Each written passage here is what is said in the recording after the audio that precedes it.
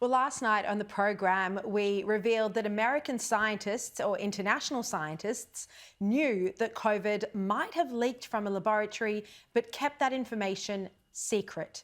Take this message from infectious diseases researcher Christian Andersen sent to his colleagues. He said the lab escape version of this is so friggin' likely to have happened because they were already doing this type of work and the molecular data is fully consistent with that scenario. He also said, I hate when politics is injected into science, but it's impossible not to. There was also this private message from Sydney University professor Eddie Holmes. He said, he wrote, let's face it, unless there's a whistleblower from the Wuhan Institute of Virology who's going to defect and live in the West under a new identity, we are never going to know what happened in that lab. Never. In response to this, the University of Sydney told us in a statement that these are selective quotes taken from private correspondence between collaborating scientists during a moment in time.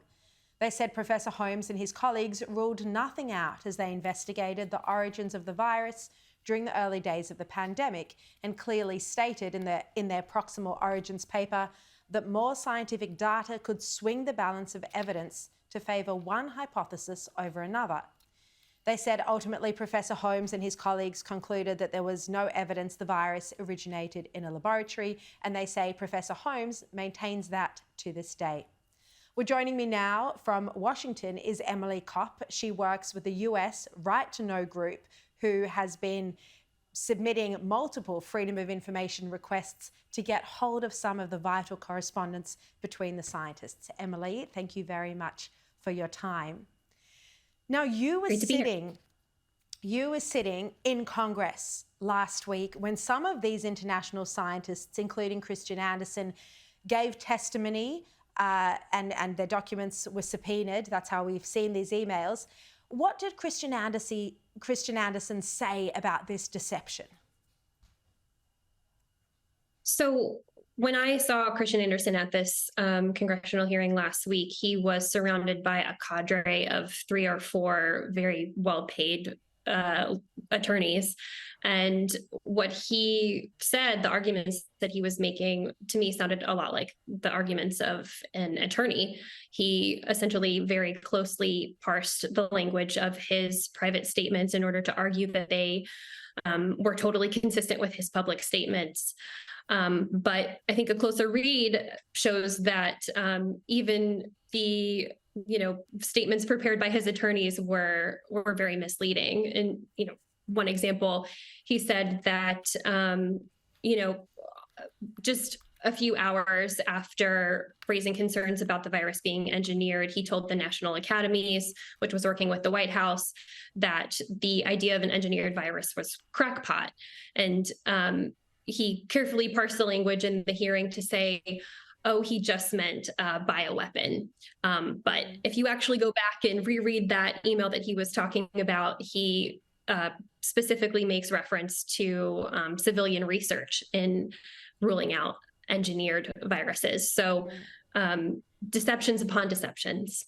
I mean, and that's what's so significant about this and these revelations, because this group of international scientists, including Australian Eddie Holmes, as I just mentioned, they initially suspected COVID-19 might have been genetically engineered. They were pointing out the unusual features of SARS-CoV-2, including the furin cleavage site and other sequences as well.